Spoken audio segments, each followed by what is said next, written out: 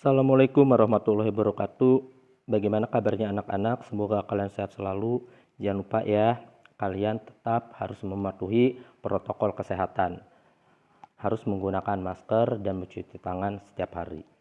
Nah, di sini kita akan belajar mata pelajaran otomatisasi tata kelola keuangan.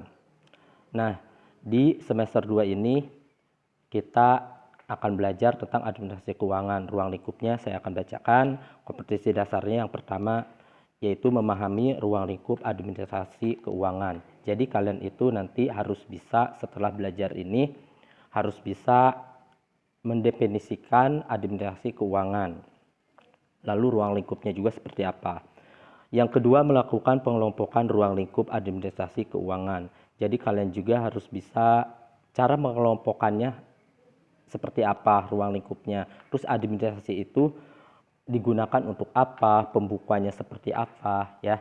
Nanti kita akan bahas bareng-bareng ya di administrasi keuangan ini, di ruang lingkup ini. Nah, selanjutnya kita akan ngebahas tentang definisi pengertian administrasi keuangan. Administration, pemberian bantuan, pemeliharaan, pelaksanaan, pimpinan, dan pengelolaan. Jadi di administrasi itu harus adanya pelaksanaan, pimpinan, dan pengelolaan. Maksudnya dikelola uang itu untuk apa ya. Terus bukti otentiknya itu harus ditulis di buku anggaran ya. Kalau keluar masuknya uang itu digunakan untuk apa. Lalu administrasi tata usaha yaitu segala kegiatan yang meliputi tulis-menulis, mengetik, koresponden, kearsipan, dan sebagainya yang disebut dengan office work. Nah, di sini kerja tata usaha, kinerja tata usaha itu harus bisa mengarsipkan administrasi keuangan itu untuk apa ya. Jadi harus ada buku otentiknya yang disebut dengan buku anggaran. Nanti di selanjutnya kita bahas buku anggaran itu seperti apa. Nah, selanjutnya kita akan belajar sama-sama mendefinisikan apa itu administrasi keuangan dalam arti sempit dan arti luasnya ya. Baik anak-anak, kalian perhatikan Bapak ya. Nah, di sini pengertian administrasi keuangan. Pengertian keuangan dalam arti sempit yaitu segala pencatatan masuk dan keluarnya keuangan untuk membiayai suatu kegiatan organisasi kerja yang berupa tata usaha atau tata pembukuan keuangan. Nah, tadi udah dijelaskan ya, dari awal itu harus adanya bukti otentik itu yang disebut dengan buku anggaran. Itu buat pencatatan masuk dan keluarnya keuangan. Lalu karena uang itu untuk membiayai atau dipakai untuk apa aja dalam organisasi tersebut ya.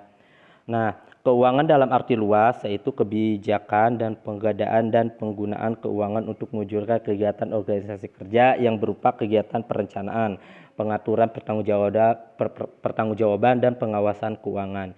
Jadi harus adanya perencanaan ya. Administrasi keuangan itu harus adanya rencana.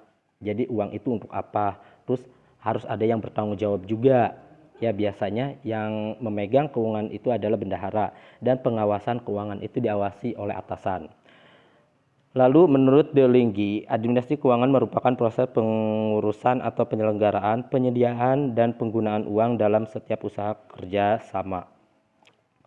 Selanjutnya, administrasi keuangan juga dapat berarti rangkaian kegiatan penataan yang berupa penyusunan anggaran belanja, penentuan sumber biaya, cara pemakaian dan pembukuan. Nah, jadi penyusunan anggaran belanja itu harus ada bukti otentiknya. Dari awal sudah saya jelaskan, itu harus ditulis di buku anggaran ya, yang disebut dengan pembukuan. Pengelolaan keuangan memiliki pengertian administrasi keuangan secara luas. Artinya bahwa administrasi keuangan dapat proses pengaturan serta penetapan kebijakan yang berkaitan dengan pengadaan maupun pemanfaatan keuangan sehingga tugas-tugas pokok organisasi dapat terwujud secara efektif dan efisien.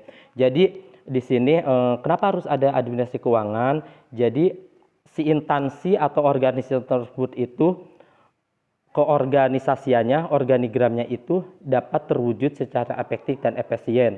Tanpa adanya administrasi keuangan, instansi atau organisasi tersebut itu tidak akan pernah berjalan dengan baik.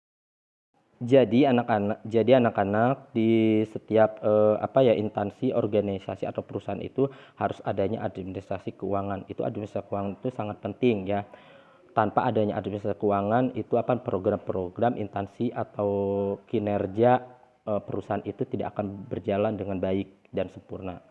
Ya, nah itulah definisi pengertian administrasi keuangan. Nanti kalian pelajari di rumah.